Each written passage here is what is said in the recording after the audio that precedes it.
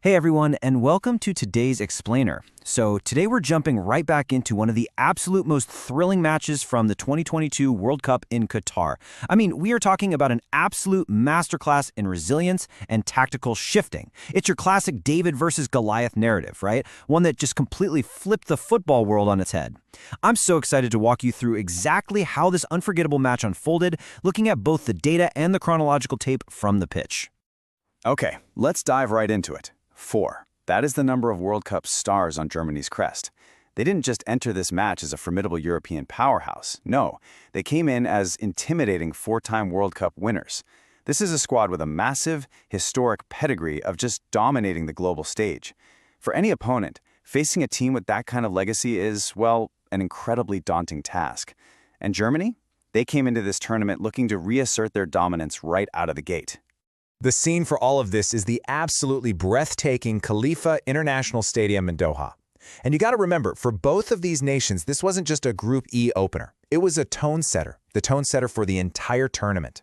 The moment the whistle blows right from the kickoff, you could just feel the high-stakes pressure of this massive clash. So, breaking down the early timeline here. Japan actually flashed a warning sign super early on with a disallowed offside goal. But, true to form, Germany quickly absorbed it and just took absolute control. That relentless German pressure ended up forcing a really clumsy tackle from Japan's goalkeeper, Shuichi Ganda, right inside the box. A penalty was awarded, and İlkay Gündoğan stepped up to the spot. As the commentator perfectly called it at the time, ice cool and Hansi Flick's Germany lead at the Al Khalifa International Stadium. Gündoğan slotted it home with just clinical precision. And in that exact moment, the established football order felt totally intact. The heavyweights were dictating the tempo, and a Japanese upset, well, it looked physically and mathematically impossible. But, the really interesting story of the first half is actually what didn't happen. Germany had literally all the momentum, but they suffered a critical failure to actually put the game away. I'm talking about an offside goal from Kai Havertz, a brilliant slalom run by Jamal Musiala that he just blasted over the bar, and multiple headers saved from Serge Gnabry. The chances were absolutely there, but that finishing touch, it was completely absent. So by halftime, the contrast between the two squads was incredibly stark. Germany's half was entirely defined by methodical, precise passing and multiple dangerous incursions. They were in control. Japan's half? That was all about desperate survival. The Germans looked incredibly dominant, and honestly, Japan looked pretty lucky to only be down 1-0 as they headed into the locker room. Which brings us to the ultimate question that was hanging over the stadium during the break. Could Japan stay in the fight? Down a goal, absorbing just relentless pressure from a four-time world champion, were they going to crumble in the second half? Or do they actually have a counterpunch left in them? Well, the answer turned out to be pure endurance, just like they noted on the broadcast. Japan will not run out of juice. They are super fit. While a lot of other teams might have completely faded under that relentless German passing game, Japan's world-class physical conditioning became the absolute bedrock of their comeback. They were quite literally willing to run all day. And just look at the arc of Japan's goalkeeper Shuichi Ganda. Talk about a tale of two halves, right? He goes from making a desperate, penalty-conceding foul in the first half to finding absolute redemption in the second. His crucial, full-stretch saves basically single-handedly kept his team alive during Germany's most dangerous surges. And then the match just explodes. Japan finally cracks the German defense. Manuel Neuer comes rushing out and makes a massive initial save, but Japan keeps up this sustained pressure and it causes absolute chaos in the box.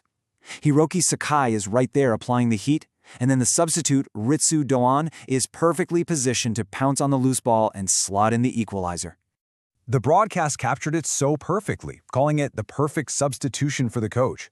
Because look, this wasn't just luck. This was a tactical masterstroke. These substitutions injected this incredibly fresh life and aggressive energy into Japan's attack. They completely changed the geometry of the pitch. And Ritsu Dōan, who had been on for just a few moments, proved it was exactly what the team needed. And this whole sequence brilliantly illustrates the sheer depth of Japan's bench. Enter Takuma Asano. He receives this highly difficult long ball, right? He manages to create just a fraction of space to hold off the defender, and then he delivers a stunning, match-winning finish super high into the net.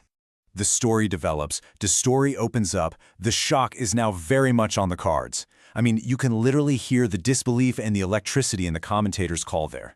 In the blink of an eye, A match that looked like a totally routine German victory had transformed into a potential historical earthquake.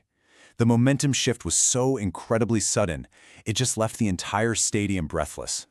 So, suddenly trailing 2-1 with time rapidly ticking away, we have to ask, what have Germany got by way of response?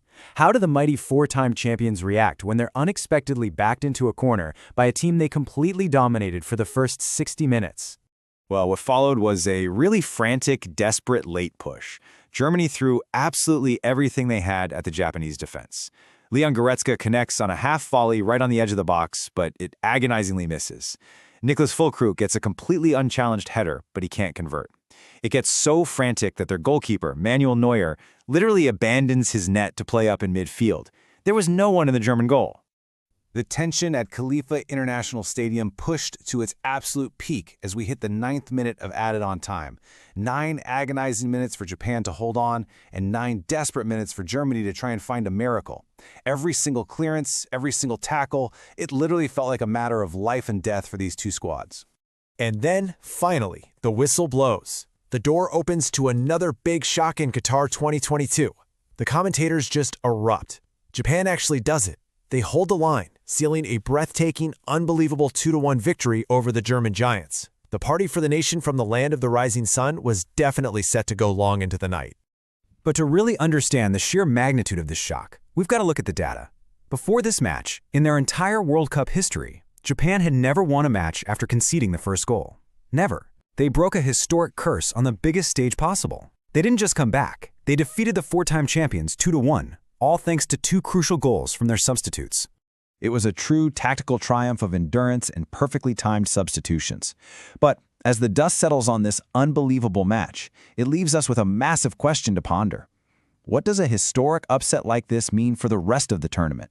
I mean, when the Giants can fall this dramatically, it really proves that no lead is safe, and on any given day, pure resilience can rewrite history.